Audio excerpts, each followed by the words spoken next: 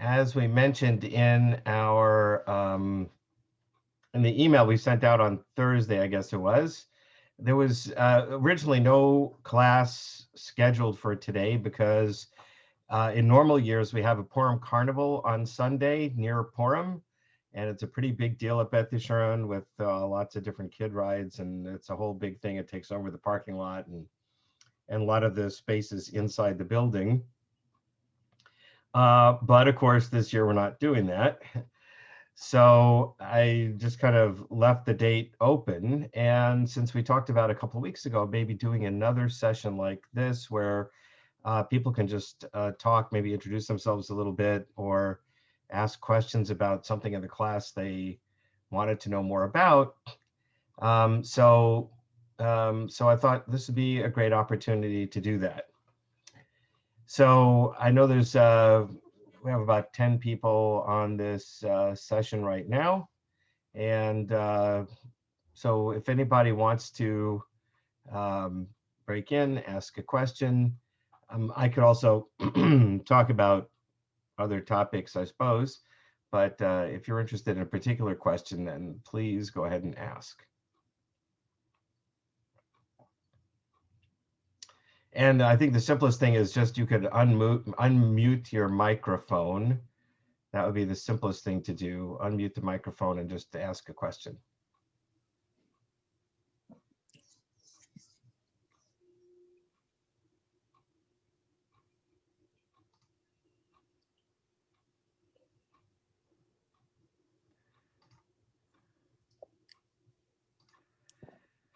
Any questions about, anybody has any questions? Rabbi, good morning. I would like to know what level of Hebrew do we need to learn? I mean, to be able to speak to convert. Right. So that's a really good question. So let me say first of all, so the reason I have the Hebrew class as part of the class is because our movement uses a lot more Hebrew in the prayer services than Reform movement does. That's one, I would say, one of the continuing differences between your typical Reform synagogue and your typical conservative synagogue is that the conservative synagogue continues to have the more formal prayer structures complete, more complete prayer structure from the original. And also most of the prayers are done in Hebrew. And so I felt like, you know, I know what it's like to be in a foreign country. I've been in a few foreign countries where I don't know the language, and you listen to people and it sounds like gibberish. You have no idea what they're saying. And since people are praying these words, and a lot of, and normally congregations sing along with some of the prayers, I feel it is helpful and important for people who want to join our synagogue in particular, but a conservative synagogue in general, to know Hebrew, at least well enough to feel comfortable in the service. Now, part of that is a long answer to a short question. Part of that is just coming to the services. And now, of course, we can't come in the building, but you can watch them online, the live stream services. And just by listening to the service over and over and over again every week, eventually you get the pattern, you start to pick up on some of the words.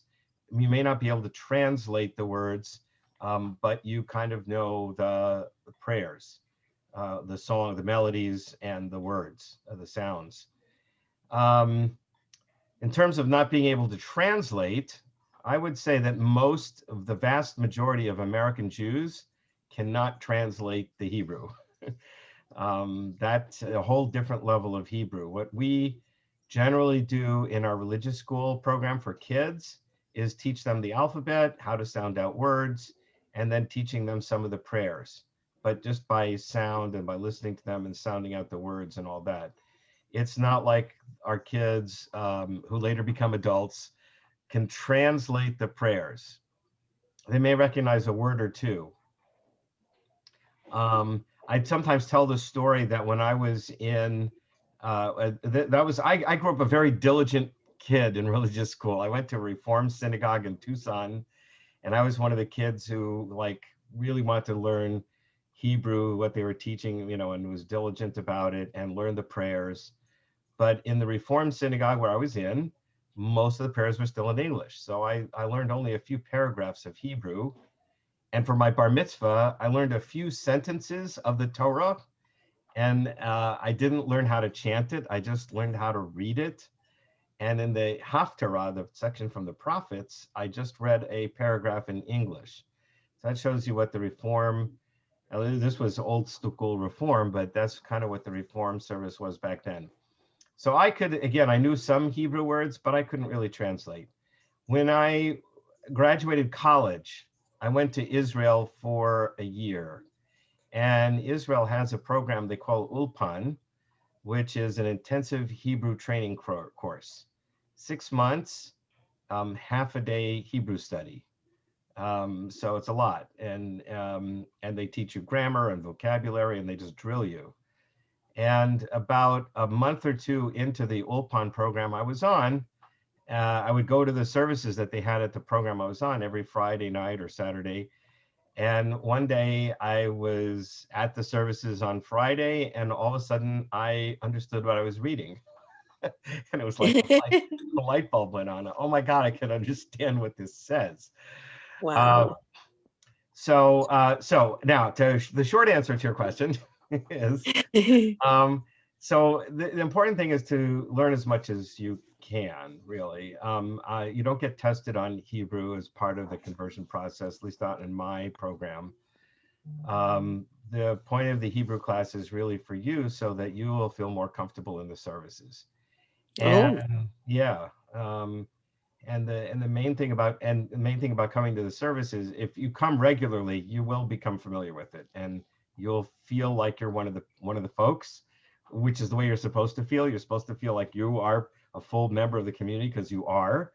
And the rest of the community will see you coming regularly, and they will see you as a regular member of the community because you're always there, right? That's the best way to really to be comfortable. It's like joining any group, when you come regularly and you do stuff, you feel comfortable with the group.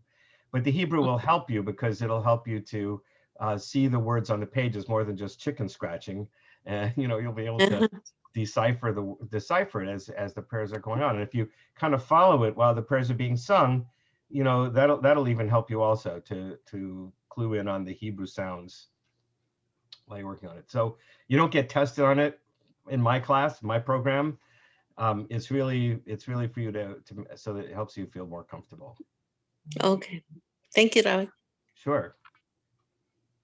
Waiting for host. Oh shoot. Jennifer, if you're on this, I guess Aiden and Lori Bloom. I am. Yeah, Aiden and Lori Bloom thought there was going to be class today with Diane, and they're texting me. Oh, okay. Yeah. I'll deal with it. Sorry. No worries. Okay, so that's about the Hebrew. Oh, the other thing about Hebrew is I gave you at the beginning of the year a list of about, I don't know, 200 and something terms, maybe more, in Jewish that we use in the Jewish world. Many of them are Hebrew terms. Some of them are in English, and I don't test you on those. It's kind of like on your honor, going through the list, and you can probably Google most of those. When I first created that list, Google was still, believe it or not, getting started, I think. And now you can probably Google most of those terms and find out what they mean. The reason I put that list together is because although most Jews maybe only know 2/3 of those terms, it may be a different 2/3. And so if you know all of those terms, you will feel pretty comfortable in Jewish conversation and in whatever holiday is, because a lot of them are, and I tried to group them by holiday or by history or by life cycle event, so that if you're at a bris, for instance, you know what a bris is. It's a brit milah in Hebrew, which means a circumcision ceremony, the covenant of circumcision. In Yiddish, it's called a bris. Yeah. And so you'll know what it is, and you'll know what the sandak is, and the moel is. Yeah. Sometimes pronounced moel in Ashkenazic Yiddish. So so that's just helpful for you to feel like you're, when I took Spanish, I forgot most of my Spanish, but I did 5 years of Spanish through high school, and I was able to take the AP test. I did fairly well. But then I started learning Hebrew, and my Spanish kind of went out the window. I guess my brain can't handle more than one foreign language at a time or something. I don't know. But anyway, I had a brilliant Spanish teacher in high school, and he would, for the last couple of years of Spanish class, would teach us modismos, which are idioms, Yeah. right? And why did he teach us that? Because spoken language is really idiomatic. People use idioms all the time and don't realize it.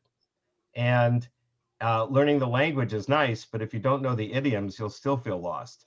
But once you memorize these idioms, you can throw them into your language, and then you sound like a professional. Oh, you really know the language. You know this idiom, right?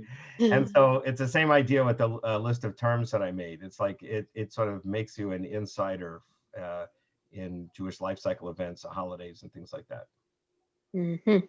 Okay.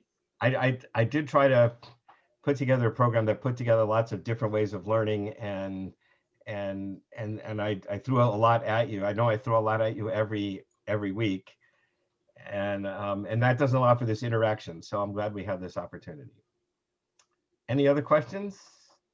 So we can make an appointment with you now? Oh yes, for sure. Yeah, anytime you want to make an appointment. I have to say that I always used to be a little behind with emails and stuff, but since this last year, I don't know, I feel like I'm inundated with emails, and so many of you have noticed and complained maybe a little bit, which is understandable that I don't answer emails, and I apologize for that. And it's kind of inexcusable, so I'm not going to make excuses, but I'm just going to be honest and say I'm not good at emails right now. I do always answer the phone, and I'll put my cell phone number in the chat box. So that's the first thing. And the second thing is I always keep my appointments. So the best thing for us to meet is to schedule an appointment. Let me put it in the chat box here. I'll put my cell phone number. Okay, there. So feel free to call me. That's why I'm giving it to you. Okay. And also feel free to make appointments anytime, really. I like to meet with everybody at least twice, which is not really a lot if you're converting and you have a lot of questions. But I like to meet everybody at the beginning of the class and then at the end of the class. But I'm happy to meet with people more than that, once a month, or, as often as you need. If you have questions that you're thinking about, I'm happy to answer those questions. So we're halfway on the course, right? Conversion? Yeah, I'd say we're about a little over halfway at this point. We are going to, I don't remember what the schedule shows now for Passover, but again, because of the pandemic, we have an opportunity, which is good. I'm going to be doing a first night Seder on Zoom. So normally I spend 2 weeks talking about Passover. The first week I talk about the laws of Passover, because it's one of those holidays that many Jews suddenly get interested in Judaism about. And people who don't normally keep kosher so much, all of a sudden are very scrupulous about kosher. And I'm not knocking that. I think it's great. It's great that they are concerned and motivated. It's a good thing. But just to let you know that Passover is taken seriously by many Jews, and rightly so. It's the holiday. It's like July 4th for Jews. It's the holiday of our independence.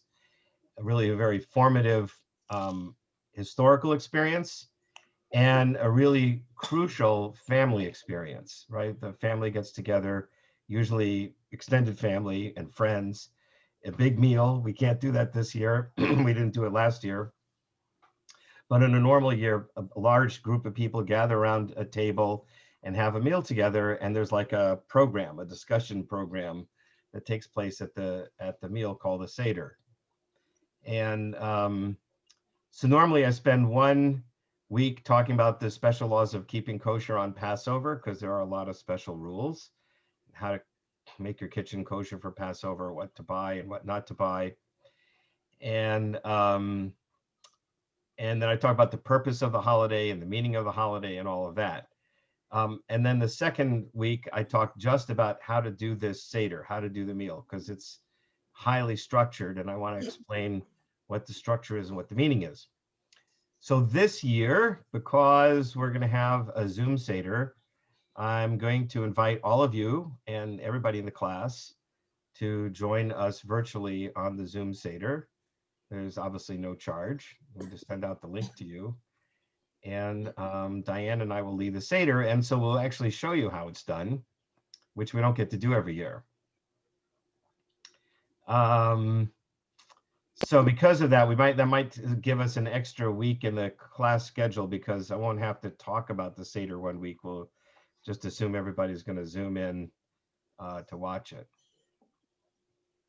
Rabbi, can I just add on something about Passover? Yeah, sure. So this coming week, we will have a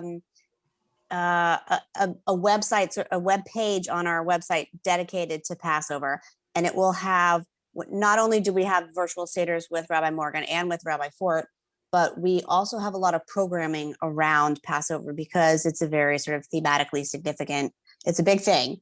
So we have lots of really cool programs going on around it, lots of resources, but there'll be one specific web page on our website that's really dedicated to all of those things, and that will be up this week. So next week when we have class, I'll make sure that we share that with everybody, so you can look at it, because there'll be a lot of information, but a lot of really good programming that we're going to be doing around it. That's great, and I hope everybody's registered on our website now, so that when you log in, when you go to the website, you're automatically logged in. Oh, still having problems logging in on the website, Neil. Okay, so I'm going to. Yes, I know that. Okay. I've got your email, and I'm trying to figure out what it is, and I didn't forget about you. Oh, good. Okay. And I think there's one more person I've heard from, which is Sarah, who's having trouble. Anyone else who's having trouble, please let me know, and we will get it worked out. Right. That's yeah, Jennifer Rosenzweig, who's amazingly superwoman. By the way, Jennifer, are we going to have like we did a bunch of video programs? Are we going to just link to those again, or? Yes. Well, so last year leading up to Passover, we did a lot of really cool virtual programming. So those links will be on the webpage. We're going to reference those. And they were really good sort of educational type things, some really good background stuff that I think that you guys particularly would enjoy. Super. Okay, that's great. Yeah, because I know that Rabbi Ford and Rabbi Strauss also did a number of short half-hour programs or whatever about different aspects of the Seder or Passover and pandemic. And sadly, we're doing that again this year. So some of that should be helpful. And I think our cantor did some songs also for Passover. So that'll all be up, extra material to do. I'm finding now I'm kind of I don't know about you guys, but I'm inundated with people doing podcasts and video programs. And that's one of the things that's kind of distracting me. And so sometimes I listen to them when I'm going to sleep, and for better or worse, either I end up listening to them or I fall asleep, and either way it's a win-win, right? So except I have to go back and listen to it again later. But so yeah, there's opportunities to listen to things while you're doing stuff around the house or whatever, and that's pretty useful. Other questions? Yeah, Rabbi. Good morning. Morning. Speaking of podcasts, can you recommend few that are on the topic? Which topic? On Judaism to start with. Judaism.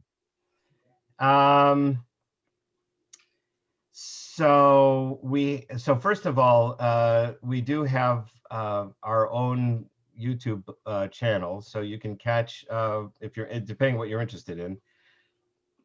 Rabbi Danny Horowitz on Sunday morning for several years has been teaching a class on Kabbalah, Jewish mysticism, and Hasidism, which was a kind of a populist spiritual movement of the 1800s and 1900s. And so for the last year and this year, he's recording those. So if you'd like to hear what he has to say about Jewish mysticism and Hasidism, there's that. And he also this year is doing a program called Beyond Dispute, which is a kind of intensive program that was designed by the seminary about great arguments in Jewish history. I don't know, that might be closed right now because they have like a whole packet of material. But if you're interested, email me and we can get you the material. And I think all the program is recorded, so you can watch. They're all on YouTube. So they're all accessible. Yeah, so you can access the class anyway. And then if you like it and you want to get the packet of materials, just let me know. We can get you that to you. The materials are actually on the website. Oh, they are? Okay. Yeah, all the materials are on the website and the links to the classes as well. Cool. So those are a couple of suggestions. The Jewish Theological Jewish Theological Seminary in New York is the seminary I graduated from. And the last 2 years, they've been putting out a lot of podcasts on different topics. Let me see if I can, that's a good question. I'm going to see if I can find a link to like the website, their page where they list them all, and you can access them. So JTS in New York is one. I started out at the American Jewish University in Los Angeles, and that's where Rabbi Strauss and Rabbi Fort graduated. And they've been putting out podcasts for the last couple of years. Because they're in Hollywood, they get a lot of, there's a little more of a Hollywood flavor to them sometimes, but they have some great scholars as well. And so they have a lot of good material there. One of my all-time favorite teachers, Elliot Dorff, is there. And so they have material. And the third place I would say is a place I went to school as a rabbi in the summertime for several years, called the Shalom Hartmann Institute. So Israel is, because this is the amazing thing about having a Jewish state again, there's a large concentration of Jews in a small geographic area, and they all grow up speaking Hebrew because that's their native language now. And so they have pretty easy access to all our traditional sources because it's their language. And they also have, like in the United States now, most major universities have a Department of Jewish Studies. And in Israel, first of all, per capita, there's more college graduates than probably any other country. And all of the universities have Judaic Studies department, multiple departments, right? Not just Jewish Studies, but a Bible department, a Talmud department, a Jewish Studies department, a philosophy department. And tons of, what I'm saying is tons of intellectual materials coming out of Israel now about Jews and Judaism. And also there are dozens of think tanks, just like there are think tanks in America. But because it's a Jewish state, a number of these think tanks are focused on Jewish issues. For instance, there's the Israel Democracy Institute, which, as its name applies, is trying to promote and maintain democracy in the Jewish state. There's another one called the Shalom Hartmann Institute, which is interested in making Jewish tradition relevant to the Jewish world today in all kinds of ways, and not just the Jewish community in Israel, but the Jewish community in the United States. And there are two different communities. We have two large Jewish communities, and we're separated geographically. We're on opposite sides of the planet. How do we communicate with each other? We have totally different life experiences, and that means we sometimes have different ways of looking at things. How do we maintain a connection? So Hartmann is intentionally working on that issue.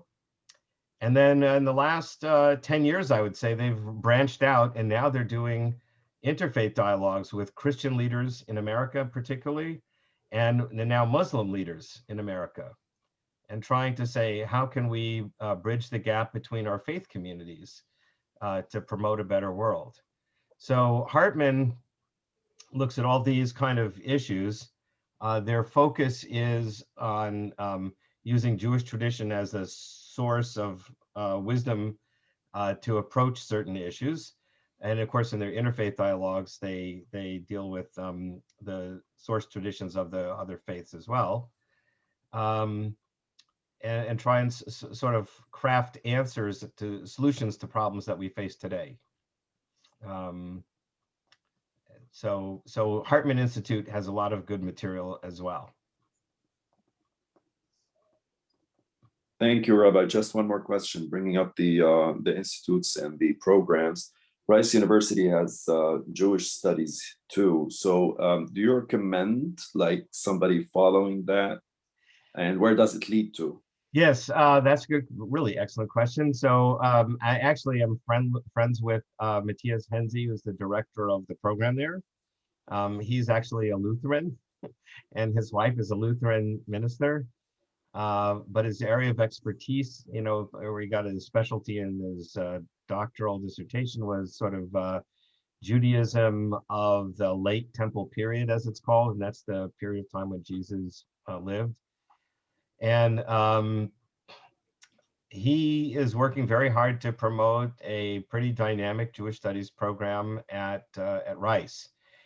Josh Furman, who is one of the teachers there, is sort of his specialty is modern American history, Jewish history, and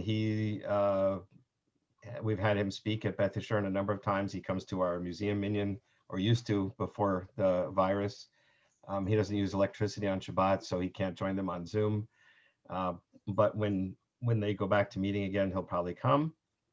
And he is now organizing the archives of Jewish history in Houston, which Beth Yeshurun has contributed a lot of material to. Beth Israel has, Emmanuel has. And then they have Rabbi? Yeah. Can I just interject? Josh Furman actually spoke at our 100 Jewish Men event in February, which should be out on YouTube. But it was actually really interesting. It was about Southern Jews versus Texas Jews. And is there a difference between those two things, and what the differences are and what they have in common? It was a really, really great presentation. Lots of really interesting background about how people came to the South, and then how they came to Texas, and sort of how Texas Jews evolved into something a little different than, Southern Judaism in general. So I would encourage, it was a really great presentation, but it was just last month in February. Yeah, so, and that's probably on our YouTube channel as well, so you can. Yeah, so you can find that. I did a 3-part dialogue series with Matthias Henze. It's also on our YouTube channel. Jewish Christian interpretations of things. So Rice University does have programs they sometimes open up to the public at large. They intentionally do that. Again, it's been a little bit more challenging this last year or two, but I'm sure as soon as we're past this, that'll be easier to do. So there's, it's a good program. University of Houston also has a couple of Jewish studies classes, so they're another possible resource. Karen Tamber Rosenau is one of the teachers in the Jewish Studies department at the U of H, and she is a member of our congregation also.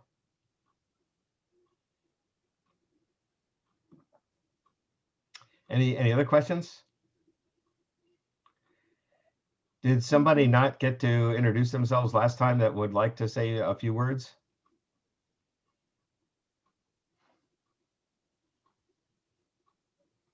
Hi there. Hi. Well, I haven't introduced myself, but I kind of have a question along with, I guess, an introduction, I guess. Okay. Well, my name's Ryan. I kind of started late on the program, but I've been trying to attend as many classes as I can. I'm a firefighter here in Houston, so my schedule's kind of hectic and busy. We have a rotating schedule, so I try to attend as many Sunday courses as I can. But I'm kind of thankful that you could put the ones on that I miss on YouTube.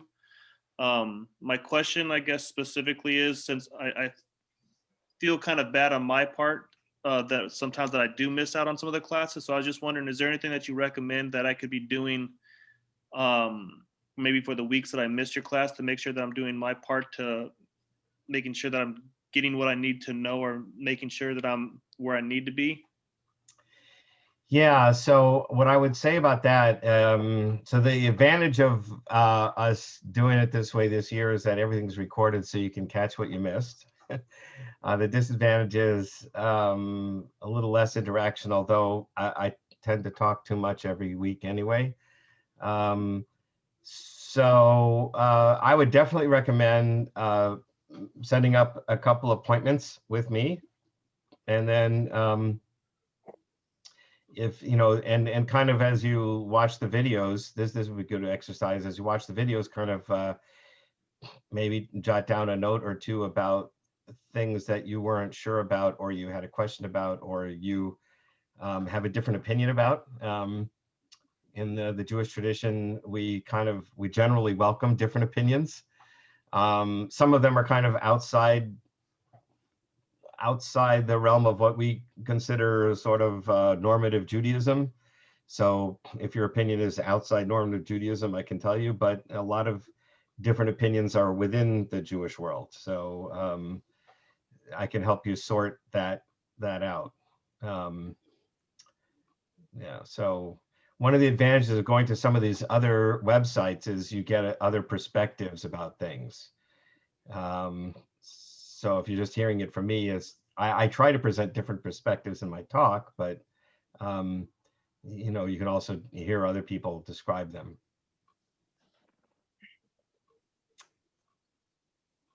Does that answer the question, sort of?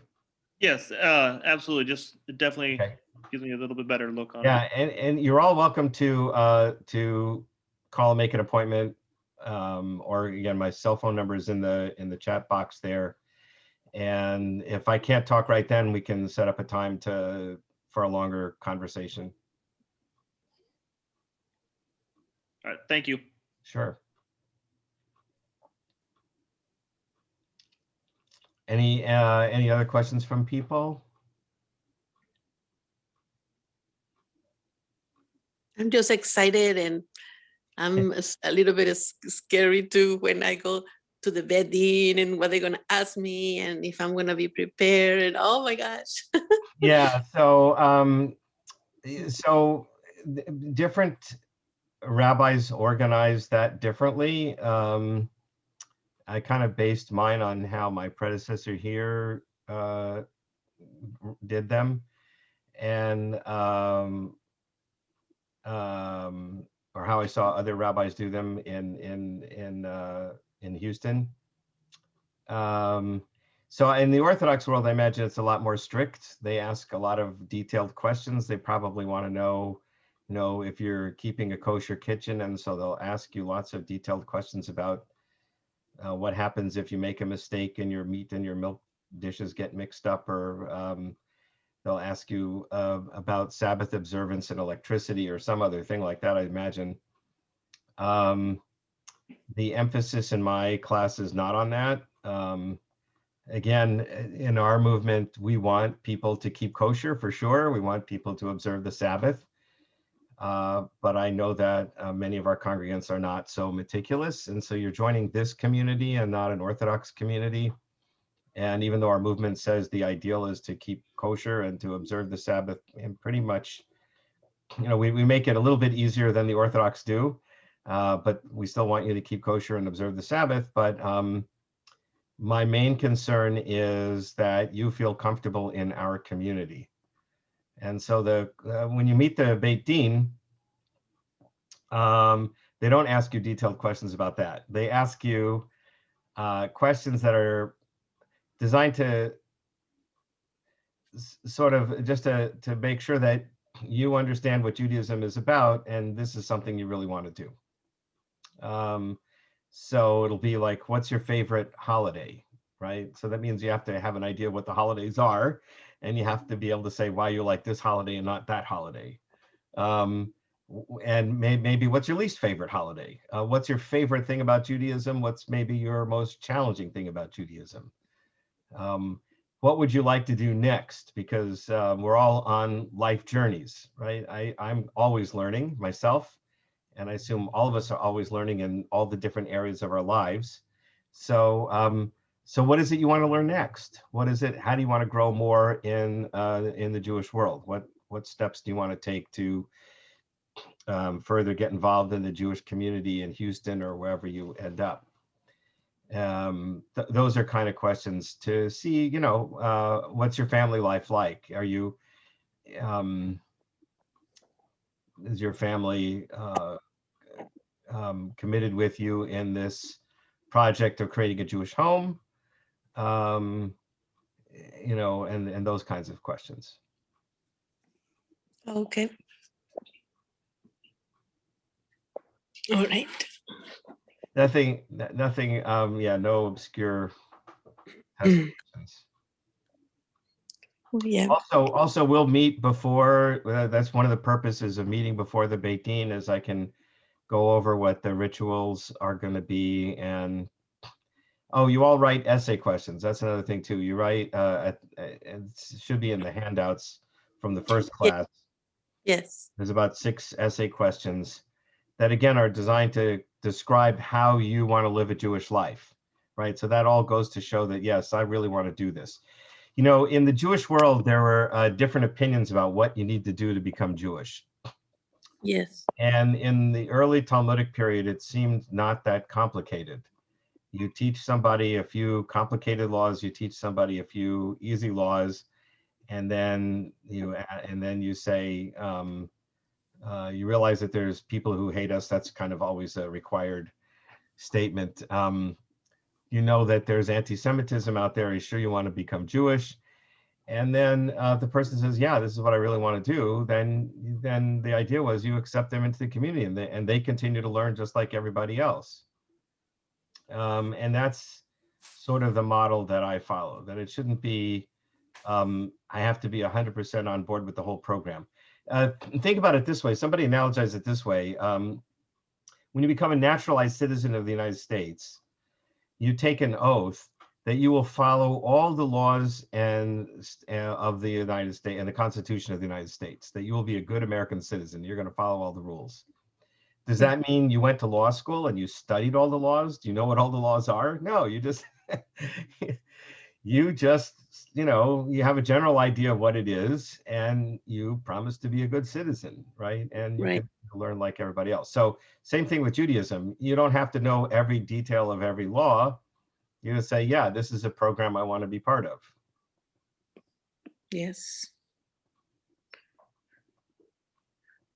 Okay. Any other questions about anything? Anybody else? Good morning, everyone. Oh, My name is Isabella Hernandez. Hi, Rabbi. hi. I really want to say thank you for your classes. These have been amazing. It's been a while since we talked the first time. Yeah. And so I'm so grateful to be a part of these classes. Thank you so much for everything that you do. It's seriously amazing.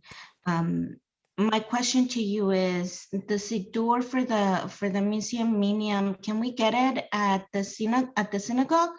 Ah, okay. So let me just 1 second. I'm gonna play with my computer here to see if I can get the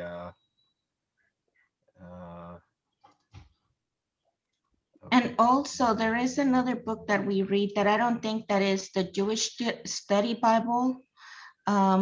Which one is that? Yeah, so there's a few books. Okay, let me just share a screen here. Let me do this one first. So if you go to our main website, everybody sees our main website here. Yes. So so you flip past this nice family picture at the top, and this is the main screen for live streaming. So if you want to watch our services or whatever program from the website, this would be the box where it shows.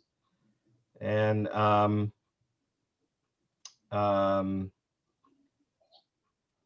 and right below it, it says prayer book excerpts here. You see this link here? Yes. So that takes you to this page. And so we have everything for Passover already set up because we've done this for a whole year now. God. And the prayer book that the museum minion uses is this one, Siddur Sim Shalom. The prayer book that the chapel uses is, sorry. The Siddur that the museum minion uses is Siddur Lev Shalem. Lev means heart, and Shalem means whole. And Siddur means a prayer book, right? So the prayer book of the whole heart, right? The prayers of the whole heart. Sim Shalom is means make peace. Shalom is peace, and so it's the name of one of the prayers in the prayer book is called Sim Shalom. And so this is the older version of our movement's prayer book, Siddur Sim Shalom. That's the one that the chapel uses for daily services and on Shabbat and holidays. So if you're going to the chapel service, it's this one. And if you're going to the museum minion or the Barg Sanctuary, the main service, it's Lev Shalem. So then it depends on which service you're going to. If it's Shabbat morning or afternoon or Friday evening service is this one. And then Saturday night in Havdalah is this one. And we also have a weekday afternoon service in this Lev Shalem, but I don't know who does that in any of the services. Because the weekday afternoon is generally done only in the chapel service. So, and these are the various services for the chapel. So let's take a look, for instance, Shabbat morning. You click on that, and that's the title page from the prayer book. There's a do not copy or distribute. It's March. It says March to April 2001. That was the good old days when we thought we'd be out of this pandemic, or 2020. We thought we'd be out of this pandemic already, but they still let us use this. It's copyrighted material, so you're not supposed to print it and distribute it. You could print it out for your own use at home, though, if you want to, but it's a lot of pages. Thank you. So anyway, you can what I would recommend is if you've got a Kindle or a tablet or something like that, open up the prayer book on the tablet and then use your laptop or desktop to follow the service. Okay. Right, that way you'll have the prayer book will be in electronic form, and you can do that. Now, the other question you asked was what? I forgot. Rabbi, can I just interject something? They do Yeah. have these for sale at the gift shop. Oh yeah. So if you want to buy your own, you can get them from the gift shop. It's open by appointment and they're there almost every day. So they're very flexible with appointments. But if you email giftshop@bethyshurun.org, sorry, they're happy to meet you there. It's not terribly expensive. You can also order them online from the Rabbinical Assembly, but they charge you almost as much in shipping as the book costs. So the most economical way to get it is from our gift shop, and they always have them for sale there. They probably have the Sim Shalom also, but I know they've got lots of copies of the Lev Shalom. Yeah. Awesome. So, yeah, definitely the shipping from the Rabbinical Assembly. They give you a discount right now because of the pandemic, but then you pay a lot for shipping. It's like $25 of shipping. It's ridiculous. So My goodness. It is ridiculous. Yeah. So hold on one second. Let me just see what I've got over here for you. Shoot, documents. You were asking about books, right? Yes, the other book that they use. Okay, hold on one second. Here, class handouts, books. Okay, and okay. Okay, so now what I need to do is change my share screen and go to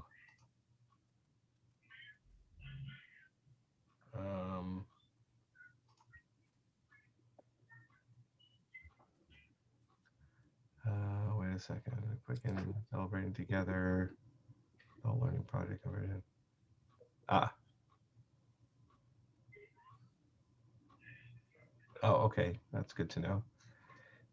There's a note in the chat box about the sisterhood.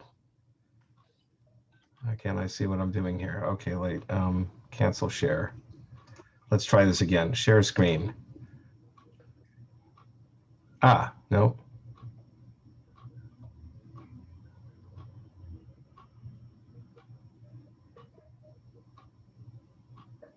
Ah, okay, got it.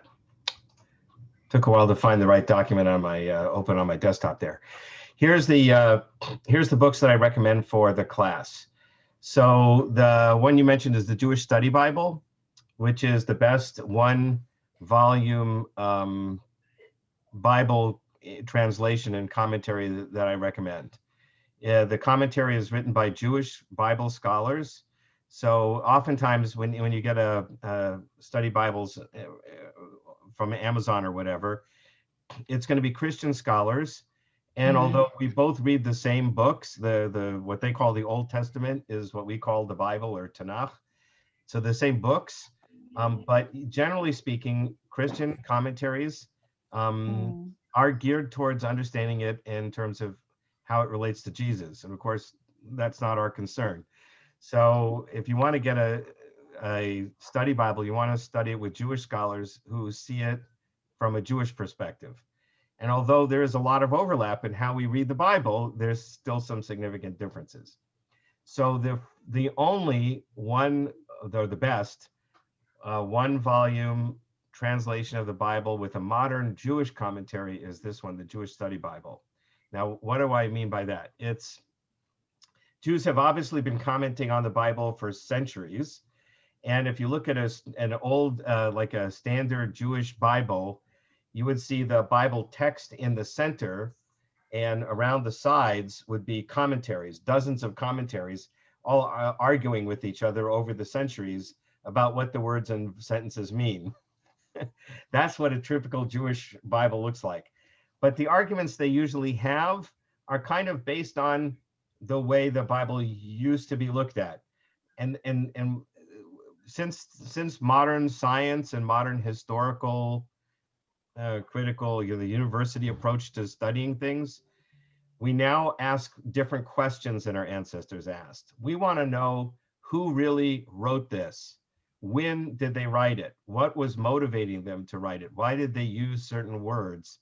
How do we know any of that? What are the surrounding cultures like?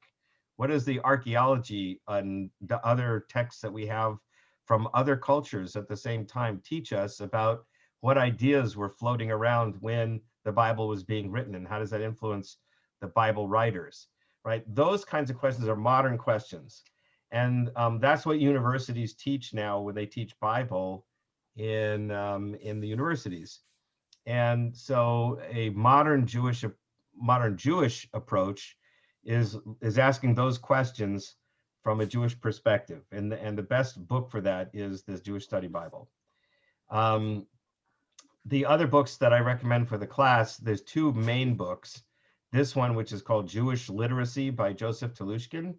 He is a modern Orthodox rabbi, and he writes really, really clearly, I think. And what he did was he did something like I did with my terms list.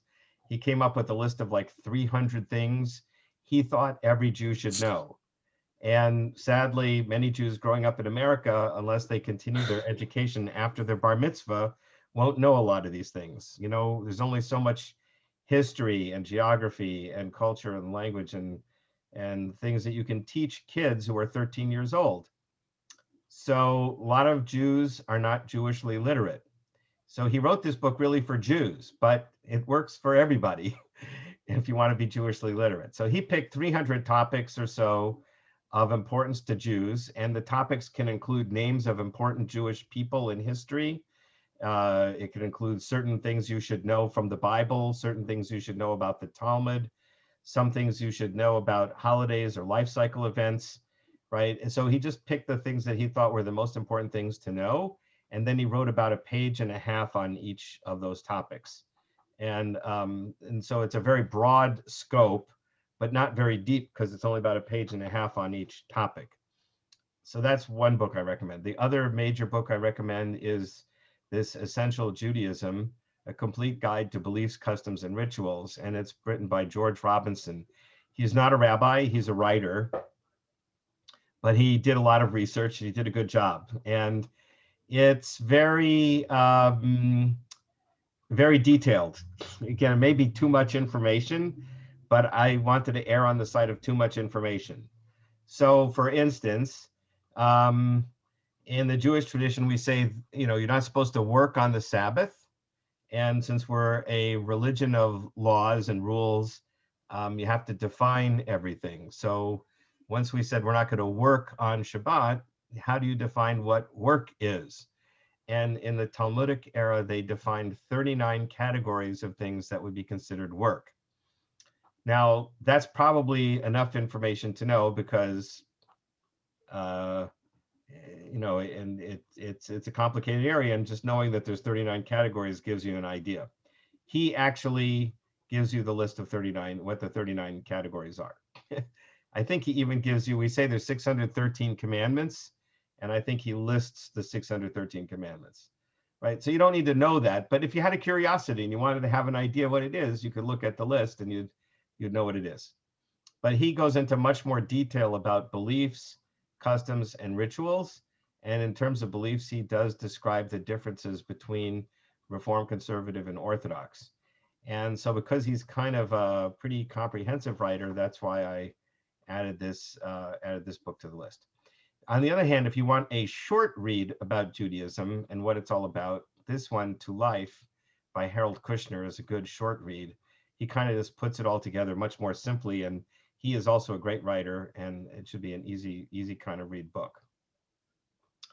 And the other book that's kind of important is Choosing a Jewish Life by Anita Diamond. She's also a writer by trade.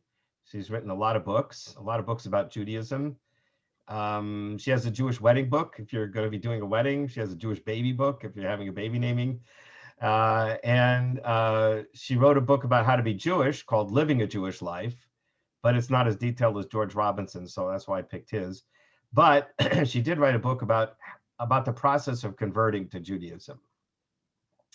And obviously, for obvious reasons, I think that's important for this class. So there's a bunch of books out there on that subject, and I liked her book the best. So that's why I put it on the list, Choosing a Jewish Life. It's about the process of converting. And the last book here is this one, and I'm still trying to find the ideal book on this subject. But for people who are trying to understand more detail about the differences between Judaism and Christianity, there are a number of writers out there. Samuel Sandmel was a Reform teacher at the Reform Seminary a generation ago. And his book, We Jews and Jesus, is kind of his sort of summary description. But I'm happy to visit with anybody on that particular topic if you're interested. And there are other books out there on the subject. So those are the books I recommend. Thank you, Rabbi. You're welcome. Are there any other questions people have? Hi, Rabbi Morgan. It's Melba. I just thought I would tune in and say hello. Hi. And a lot of introductions and classes almost over, but just wanted to say hello to everyone. My mom actually converted with Rabbi Morgan, and I had an opportunity to be there. And of course, Rabbi Morgan and Cantor Dorf are absolutely amazing. And I love learning from you all. I still have all the books you recommended. So for me, wow, Judaism is so much of a personal spiritual connection, but it's also very much an academic exercise, which I enjoy very much. And it speaks to me very much. So wow. We have since moved to DC, but I was going to ask you where you're living. Yeah. Yeah. So we're in DC now for work, and we absolutely love it. We cannot seem to leave Rabbi Morgan and Cantor Dorf alone. So we still tune in and, want to connect and continue to learning, because Judaism is so special to my family as well. So wow, we are still on this road, Rabbi Morgan, and finding the time in this virtual environment has actually been helpful for us. So even though there are different synagogues in the DC area, and we've had a chance to, participate in some of those activities. You and Cantor Dorf and Beth Yeshurun continue to really resonate with us and speak to us even from afar. So we're here, happy to be in the class. Thank you. I'll pay you for the commercial afterwards. Sounds great. So I don't know if you checked out Addis Israel. I imagine that's a pretty good synagogue that you might like. I don't know. I've heard of that one. That was one that was recommended to us before the pandemic broke out. Josh actually found a fantastic Hanukkah celebratory event that was being put on, and we had a chance to meet a lot of other Jewish people in the area, and that was one of the congregations that was recommended to us. Great, super. Okay. So, excuse me to ask, are you converting with this time with Rabbi Morgan here? Are you gonna fly in, or are you gonna convert over there?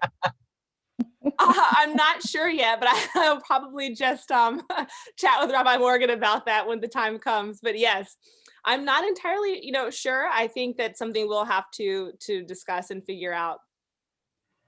Yeah. Well, yeah, we can work that out if you all want to. Let me know. I can put you in touch with a rabbi who's in that area. It'd probably be a lot easier to do it there. Sure. Thank you. And Sarah just put in the chat box that she's also in Virginia near DC. So. Oh, hi, Sarah.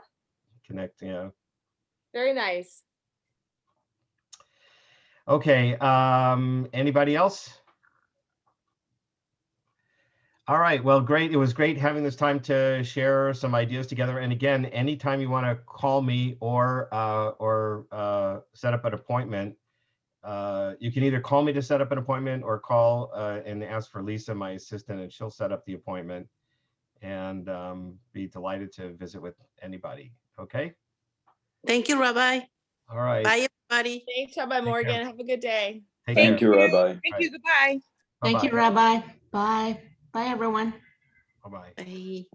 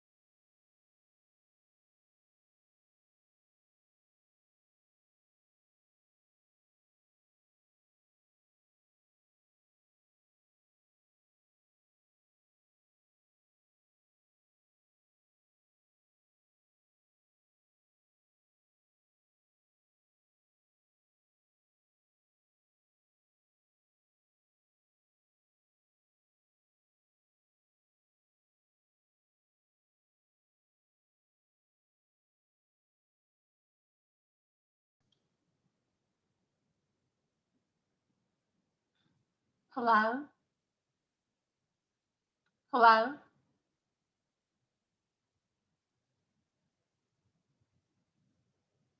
Hi, Linda. Hi. I was wondering if I had everything correct because it's after 10 and I was wondering where everybody was. Oh, I'm so sorry, but where is everybody?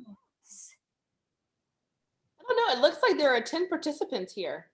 Yeah. Really, I'm only seeing 3 people on my screen. That's weird.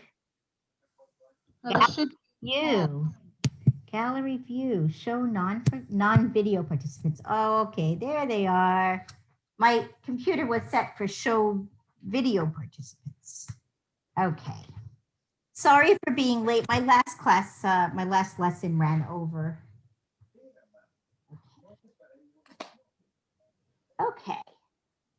Let's do our Aleph Bet song. Here we go. Aleph Bet Bet. Aleph, bet, bet. Gimel Dalet Hey. Gimel, Dalet, Hey. Vav Zayin Chet Tet. Vav, Zayin, Het, Tet. Yod Kav Chav. Yod, Kav, Chav. Lamed Mem Nun. Lamed, Nun. Samech Ayin Pei Fei. Samet, Ayin, Pei, Fei. Sadi Kuf Resh. Sadi, Kuf, Resh. Shin Sin Tav. Shin, Sin, Tav. Good. Okay. Let's practice reading the columns going down, starting with the Aleph. So I'll read it once and then you read it once, okay? Aleph, Hey, Yod, Mem, Ayin, should we just say Tzadi or should we say, we'll just say Tzadi. We don't have to say Tzadi, Sophie. Tzadi and then Tav. Aleph, Hey, Yud, Mem, Ayin, Tzadi, Tav. Go ahead. Aleph, Hey, Yud, Mem, Ayin, Tzadi, Tav. Good. I'm reading, Linda, I'm reading in columns down. So Aleph, Hey, Yud, Mem, Ayin, Tzadi, Tav. Okay, sorry about that. All right, next, the Bet column. Bet, Vav, Kaf, Mem, Pei, Kuf, Tav. I'm going to do that again. Bet, Vav, Kaf, Mem, Pei, Kuf, Tav. Give it a shot. Give it a try. Bet, Vav, Kaf, Mem, Pei, Pei, Kuf, Tav. good. Vet, Zion, Chaf, Nun, Fei, Resh. Vet, Zion, Chaf, Nun, Fei, Resh. Resh. Okay, the Gimel column. Gimel, Chet, Chaf, Nun, Fei, Shin. I'll do that again. Gimel, Chet, Chaf, Nun, Fei, Shin. Gimel, Chet, Kaf, Nun, Nun, Fei, Shin. Good. Dalid, Dalid, Tet, Lamed, Samech, Sadi, Sin. I'll do it again. Dalid, Tet, Lamed, Samech, Sadi, Sin. Dalet, Tet, Lamed, Samech, Sadi, Sin. Okay, so can somebody go through this chart and tell me what are our Sophite letters? What are the letters that have that look different in the final form, the Sophite form? Which letters are Sophite? Sadi, Sophite. There's Sadi, right? Mem, Sophite. Good. There's Mem Sophite. Good. Okay. Nun Safit, Nun Sofit. and Kaf Safit. Right. Listen on your lap. What was that? Lizette, did you say something? No, ma'am. Oh, I'm sorry. I must have misheard. Okay, that was very, very good. Yes, so we have, going forward, we have Chaf Sofit, Mem Sofit, Nun Sofit, Fe Sofit, Sadi Sofit. Did I miss any? I think that's it, right? Okay. What letters do we have in the alphabet that sound like the letter V? Vav, Vet. Right, correct. Vav and Vet. And what letters do we have that sounds like Ha, Cuff. Cuff. Chaf? And what was the other one? Chet. Right, Chaf and Chet. And what letters do we have that sound like S? Shin. Sin. Sin. Sin Samik, and Samech, right. Sin and Samech. Okay. Okay. I guess that's it for now. All right. Now let's go to page 57. I said I would jump in right on 57. I wasn't even going to do 56 again. So I just want to remind you that we're doing Tet this week, right? Okay. So I'm Right. going to line 1, and then the second time you'll kind of echo me on it, okay? Ton, tiv, mat, at, chayat, moto. See, they want you to get mem and tet confused, so don't do that. Okay, I'll read it and you can echo me.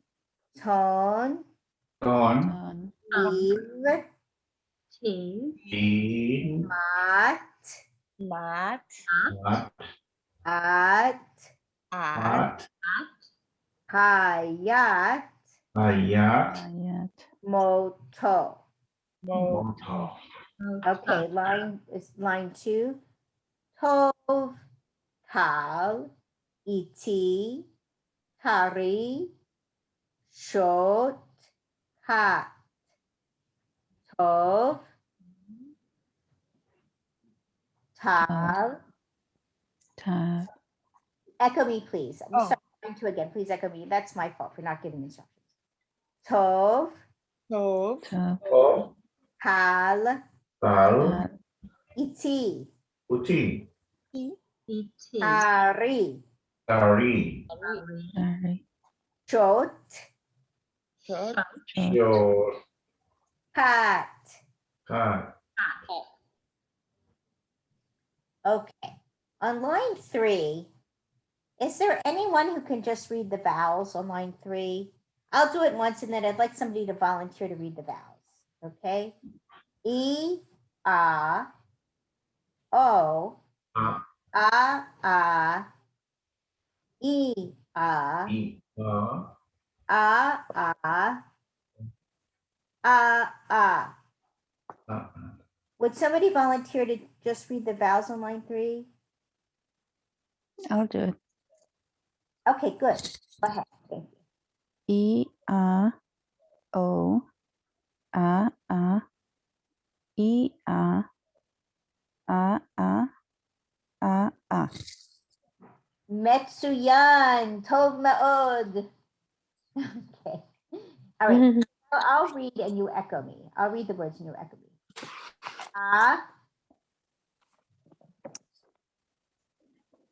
Okay, I'm gonna read line 3, and as I say each word, I'd like the class to echo me. Mita, Mita. Mot, Mot, Mo. Katan, Kata, Pita, Ita, Tachat, Jata, Jata, Latash. Latash. Good. Okay. Let's just look at the bottom of the page for a minute. Maybe some of you have already done this. Let's look at the vocabulary words. So when we come across the word talit, could you circle it? When we come across Yom Tov, please circle it. When we come across Shana Tova, please circle it. Okay. When a boy, let's see what it says at the bottom. When a boy is small, we say he is katan. And when a girl is small, we say she is kitana.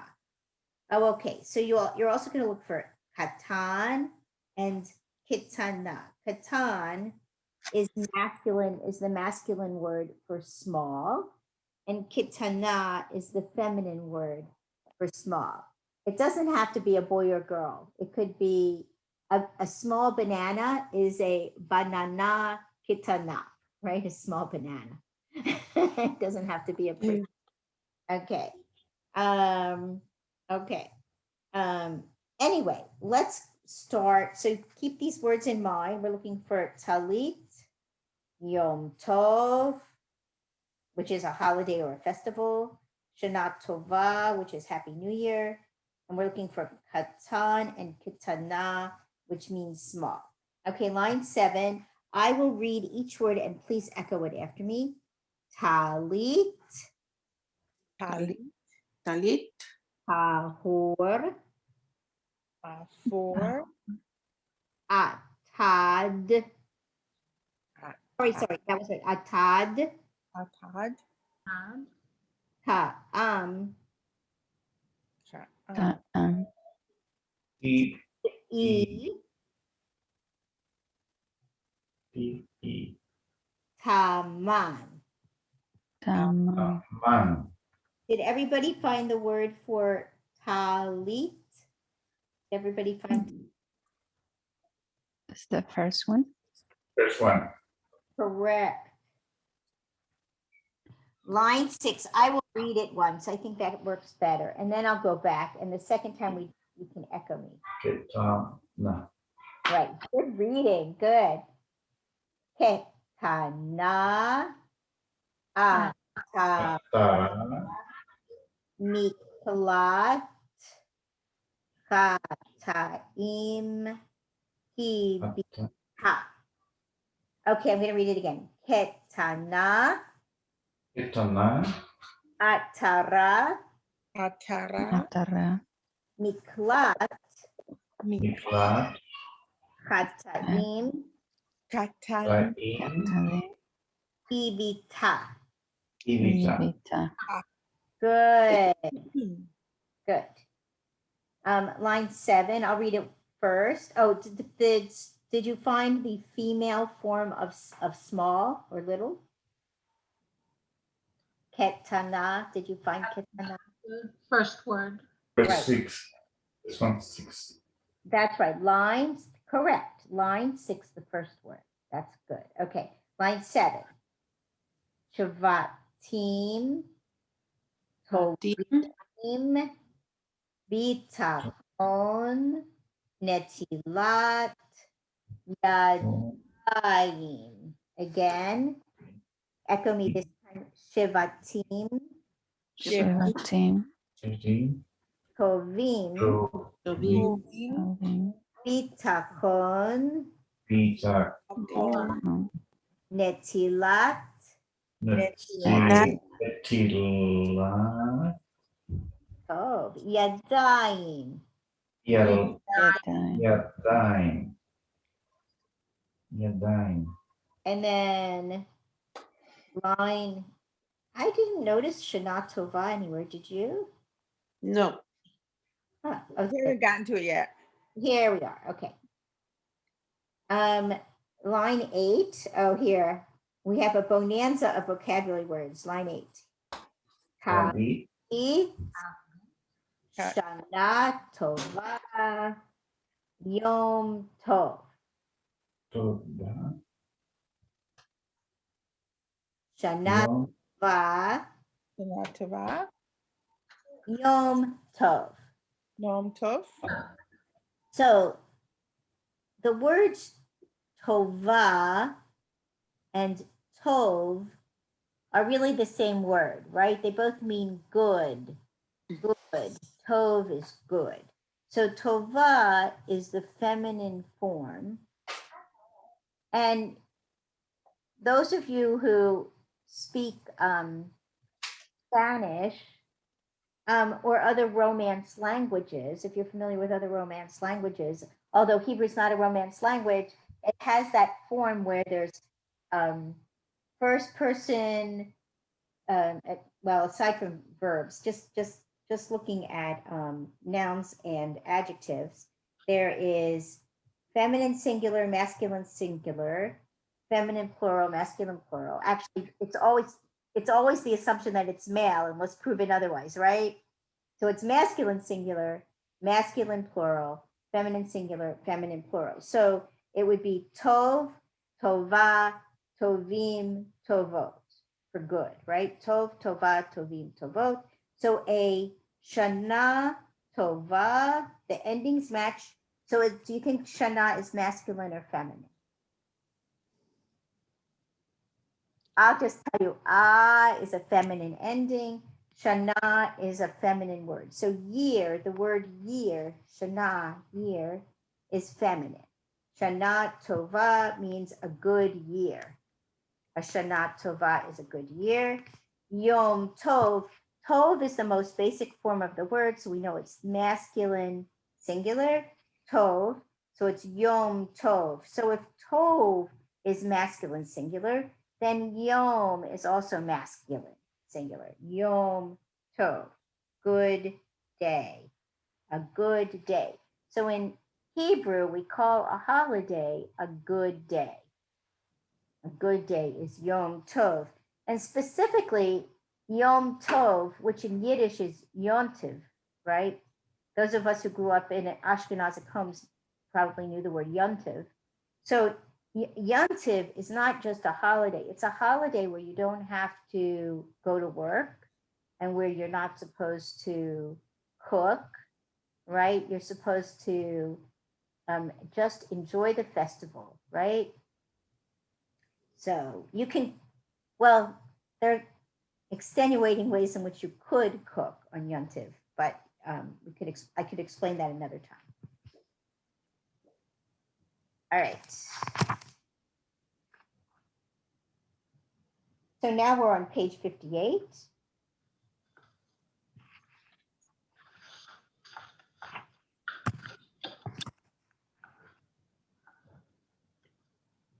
Okay. Before we read line 1, let's just say the first letter of each syllable in line 1. So say the name of each letter, first letter. Would somebody do that for me? In other words, just say like Sadi, Sadi, etc. Can somebody do I'll that? do it. This is Cosette. Here. So, Good. Sadi, Sadi, Ayin, Ayin, Ayin, Sadi, Sadi.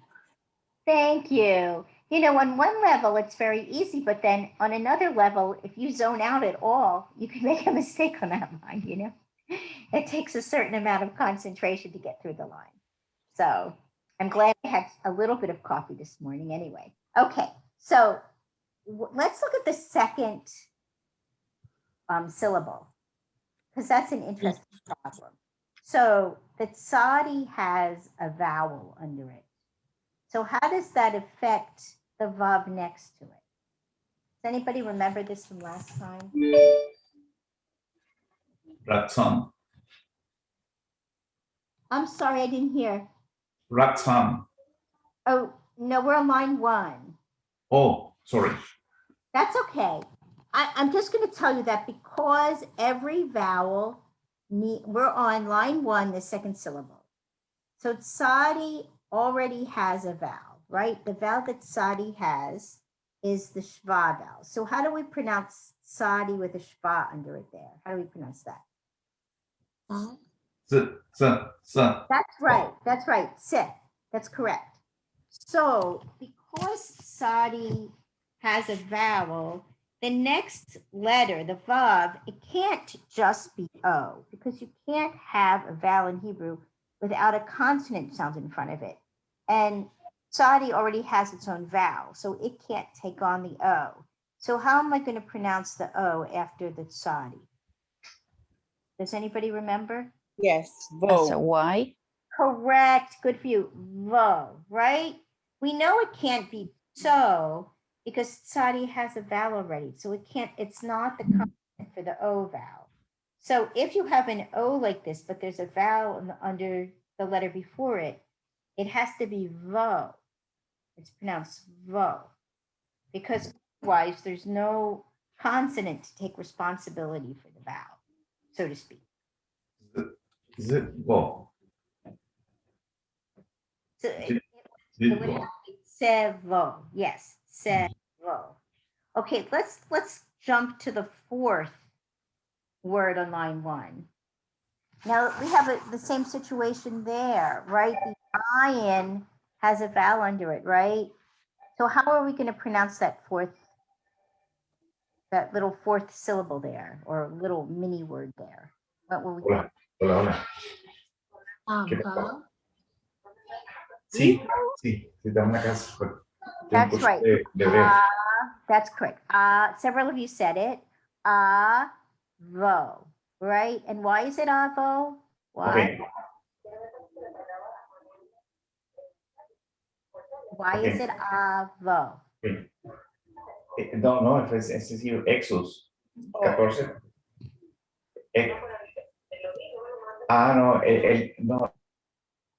Okay, Victor, I really apologize. I just muted you temporarily because we could hear your conversation. But when you're ready to join us again, I hope you'll unmute, because you were doing a great job. Okay. Avo. Why is it avo? Can somebody explain why it's avo? No? Okay. Because silent, the A is silent for the other. Because the ayin already has a vowel, so O cannot be the vowel that partners with ayin. So then the vav, the O vowel, needs a consonant. It needs a consonant because ayin is the consonant for right? We've got ayin patach. That means ayin vowel. So now we need another consonant. So what consonant are we going to be able to borrow for the O? There are none. So you have to, that's why it becomes vo.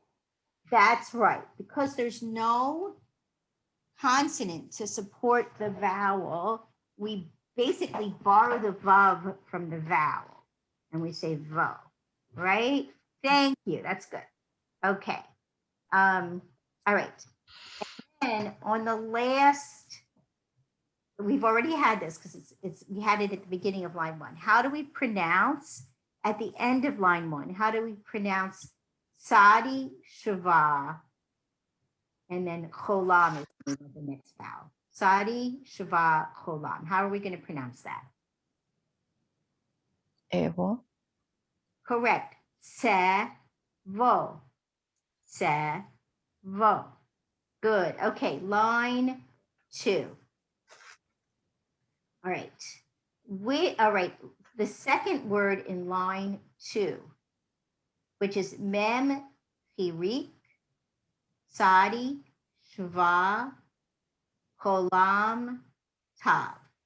Mem, I'm saying the names of the vowels. I know we haven't worked on those a lot, so forgive me. So we have mem, chirik, sadi, shva, cholam, tav. So mem has a vowel, right? Me. Sadi has a vowel, the shva. So what about the cholam? What consonant does the cholam take?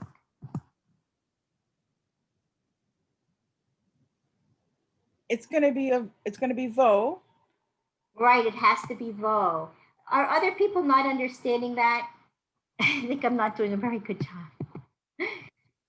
If the consonant before the O already has a vowel, if the consonant before the O already has a vowel, you need to pronounce the O as vo. If the consonant before an O already has a vowel, a different vowel, then you need to pronounce the O like vo.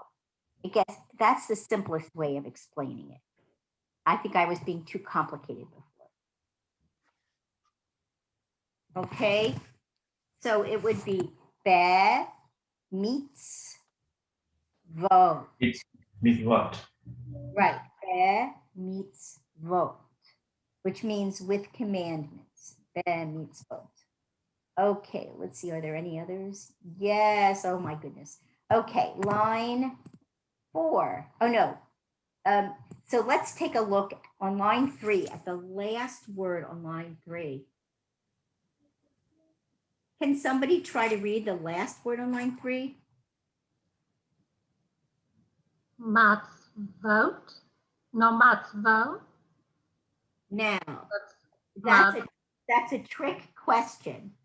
It's a question because if you look at be meets vote in the middle of line 3, there's a vowel under the tzadi.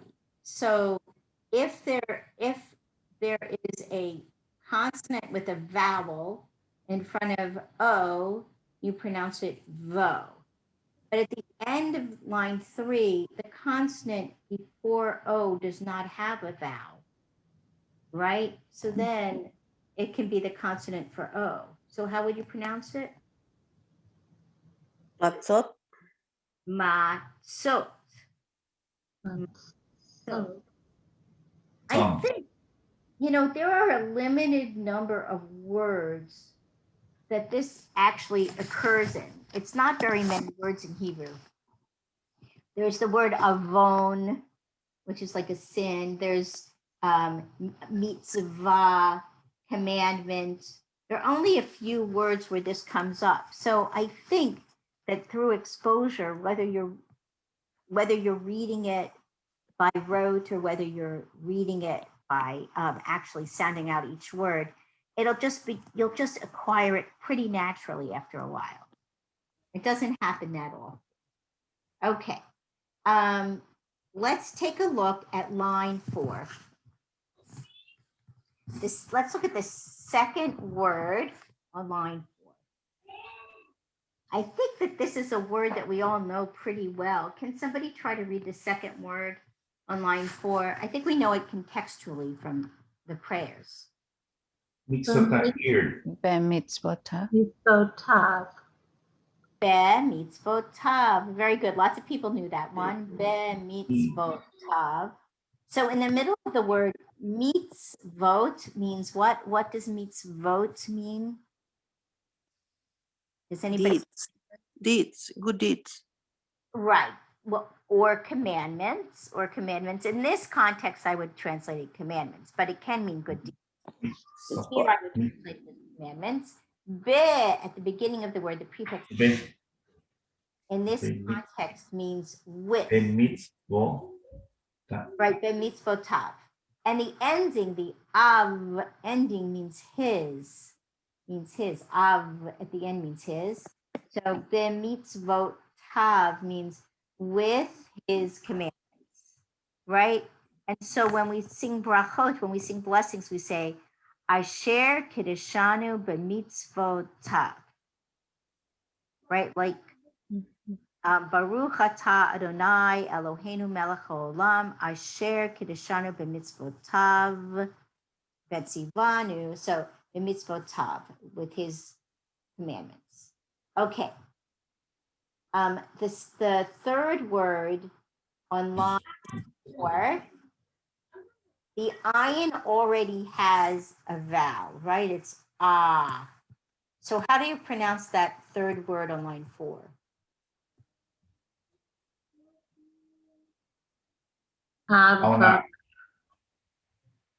Avona. Metsuyan. Kol hakavod. Avona. I heard at least two of you say that. Avona. Very good. Okay.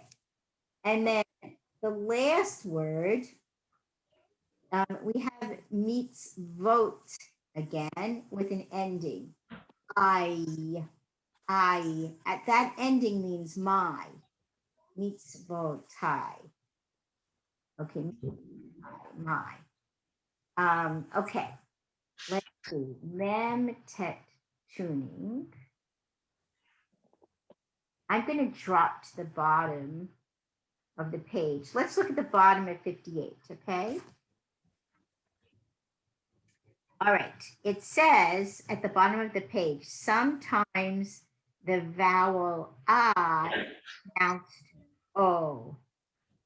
I would like to happily tell you that most prayer books now write the vowel differently when it's pronounced O than when it's pronounced ah. So for example, in this prayer book that we use at Beth Yeshurun, Sidor Lev Shalom, whenever it's O instead of ah, it's written in a larger sort of bold and larger, so that you know that it's O. There's another prayer book. Let me show you. This prayer book, which for example is used in the chapel minyan at Beth Yeshurun, for the O vowel, instead of writing the ah like a little T, the kamat's like a little T, it has a line with a dot under it. It's like a line with a little dot under it, and that is pronounced O. So you don't have to memorize or guess when it's O. If you're not sure whether something's O or ah, because it's not written out, which it is, it just looks like a regular ah, I would just guess ah, but now the two main sidurim that are used by the conservative movement both have a special way of writing that letter so that we don't have to guess. And it seems to me that even some of the Orthodox sidurim now are starting to do things like that to help us with their pronunciation. So anyway, but the sidurim that are on the Beth Yeshurun website right now, or that you might even have copies of at home, are written so that you can tell the difference. But it's called a when the is pronounced like an O, it's called a kamatz katan. That's the name of the vowel, kamatz katan. And let me read this line for you, and then you'll read it with me. Kol, hod, sho, mikol, ovdo, behol, tochnit. Okay, so you can echo me this time. Kol, hod, sho, mikol, ovdo, behol, tochnit. Neat. Tochnit. How do you know when to say the O and when to say the ah? Well, the only way, there's two ways of knowing. Either you have a siddur, like as I just described, that writes it for you, or you know the grammar really, really well because it's a grammar thing, or just from going to services very, very, very regularly, you get it in your ear. But one thing that I learned when I was studying Hebrew in Ulpan in Israel years ago is that even a lot of Israelis don't know, because most Israelis don't go to like Hebrew University and study grammar there. nor even did their teachers. So not everyone in Israel has perfect pronunciations, but when we do prayer book Hebrew, we really want to be, a step ahead, and be as precise as we can be. And so, but that's why I said, if you say, because you're not sure, that's not such a terrible thing. People will know what you're saying.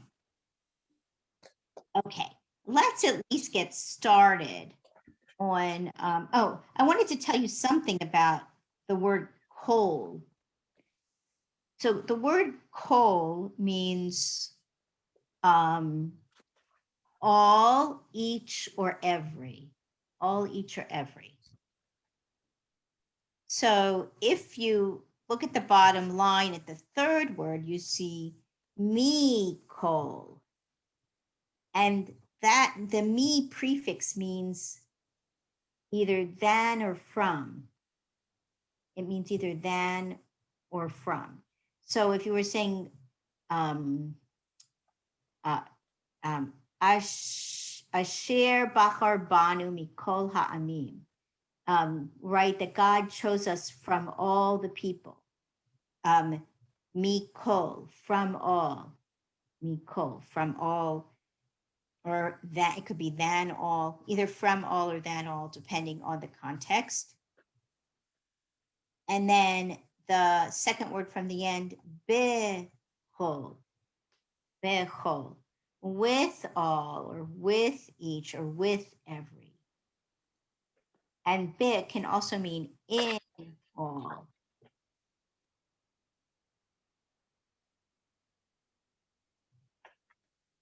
But when we say that we want to pray to God with all our hearts, bechol levavacha, with all your heart, bechol levavacha, with all. Okay, page 59. Let's go to the root. So let's just do the vocabulary word. Emet, emet, truth, emet. So in the word emet, we have two vowels that both sound like eh. They both sound like eh. One has a shva in front of it. So why don't you put one finger in 59, and then we'll go to the back page where the vowels are.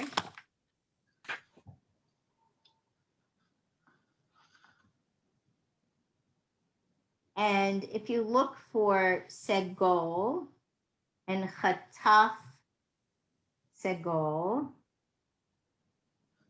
you can see that they're both pronounced like eh in the word bed. And the two dots, the shava in front of the segol, the two dots, don't affect the pronunciation at all. They just don't. So you don't have to worry about them, okay? It's just eh. They're both pronounced eh. So if you see a whole bunch of dots there, you don't have to count them. So how do you know when to, like, if you're writing, how do you know which ones to use? Well, here's the nice thing, that when Israelis write, they don't write the vowels underneath. Oh, okay. Isn't that great? So you still have to worry about, like, is it a samach or a sin? Is it a tet or a tav? Right? Is it a chet or a chaf?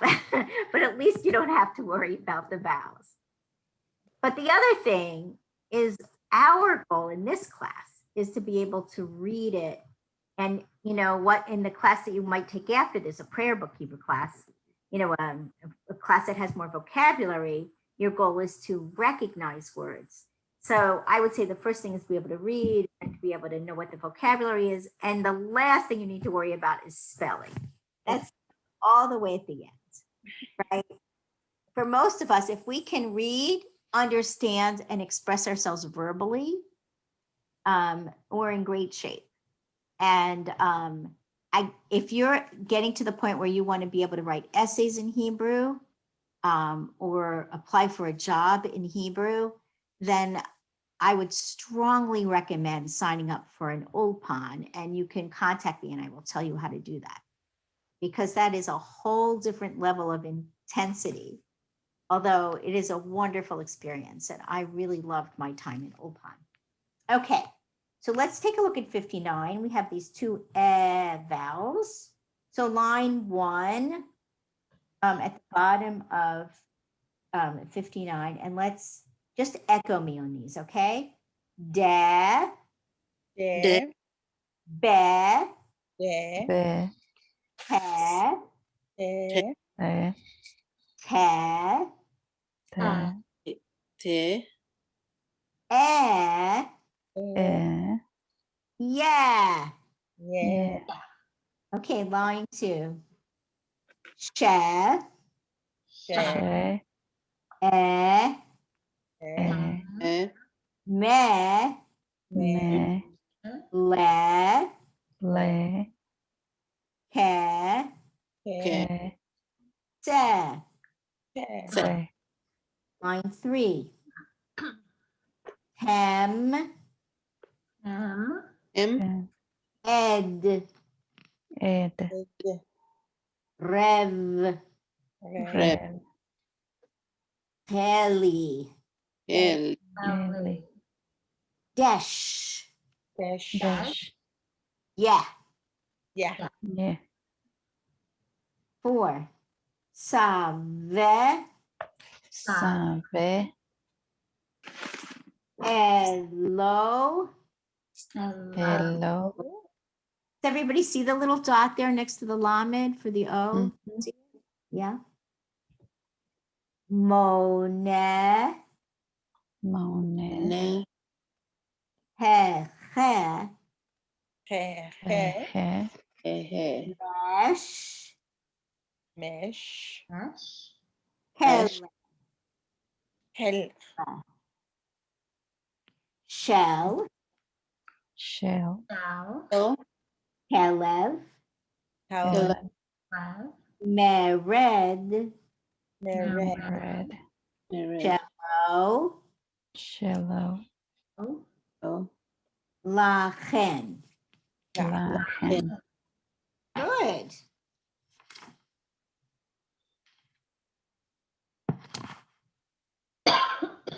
Okay, let's see. Let's on page 60.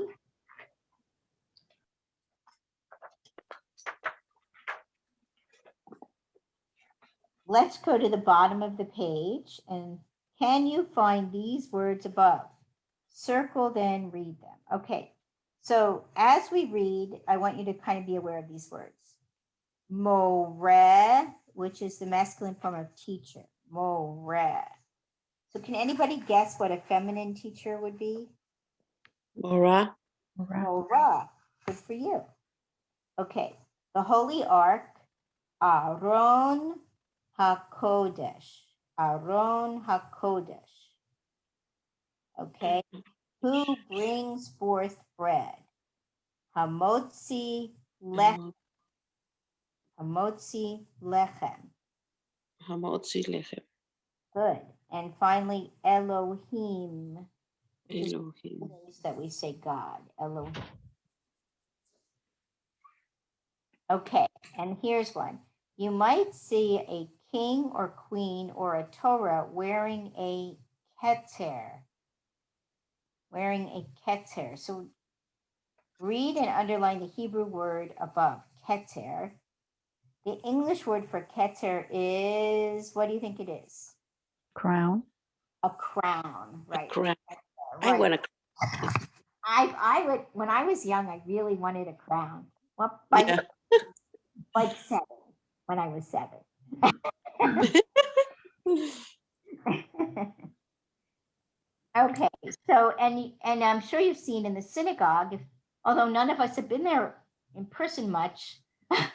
So, but maybe you've seen that some of our Torahs have beautiful silver crowns on top. Okay, so let's start at the beginning, and we'll just try to quickly get through some of this. Line 1, and you can just echo me on each word. Et, Et, et, el, El, El, Shali, Shali, Shelley, Shalo, Hello, Hello, Emmet, Emmett, Met, Aten, Aten. Aten, Asher. Line two. Asher, Asher, Shemesh, Shemesh, Shamash, Yeled, Yaled, Jeled, Em, Lem, Ohel, Ohel, Ohel, Evan, Evan, Atem, Tem, Netzach, Netzach, Chodesh, Chodesh, Hotel, Hotel, Perem, Perem, Echad. Echad, Line 4. Rotzeh, Rotzef, Sheva, Sheva, Erev, Ereb, More, More, Ne'eman, Yiyeh. Yeh, Okay, line 5. Ve'ne'emar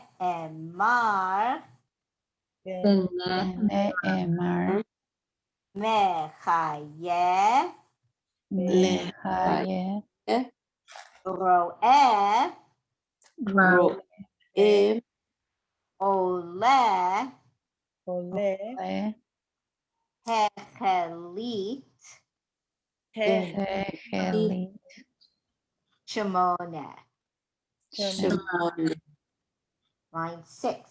Le'olam Leolam, Olam, Ba'ed. Baed, Ed, Torah Horat, Emet. Emet, Mitzaveh Metzaveh, Etchem. Etchem, Aaron Aaron, HaKodesh. HaKodesh, HaKodesh, Keter Torah. Keter Torah, Torah, Vayomer Elohim. Vayomer Vayomer Elohim, Elohim Elohim, Hamotzi Lechem Amotzi Lechem, Emet Emet, V'Tzedek.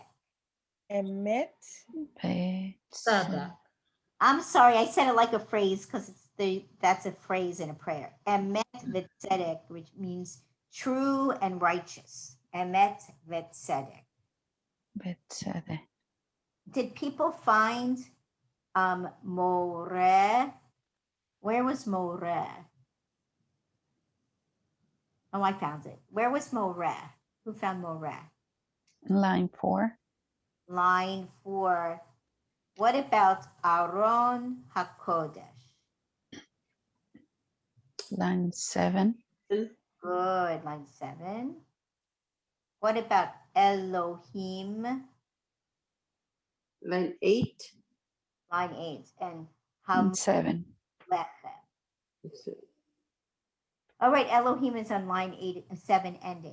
That's right. What about Hamotzi Lechem? Where is Hamotzi Lechem? 8. Line 8. Okay, this is actually pretty good place to stop.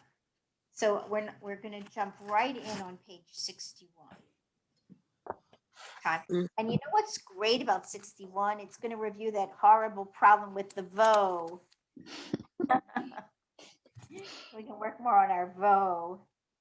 Okay. Boy, we're getting there. You know what? We're really on schedule because we'll do 17 next week and it's just like right before Passover. So that's perfect. It makes me so happy when we're on schedule. That's like so rare. Okay, thank you very much. Have a happy, healthy week. Thank Thank you. you, Diane. Thank you. Thank Bye. you. Bye. Bye. Bye.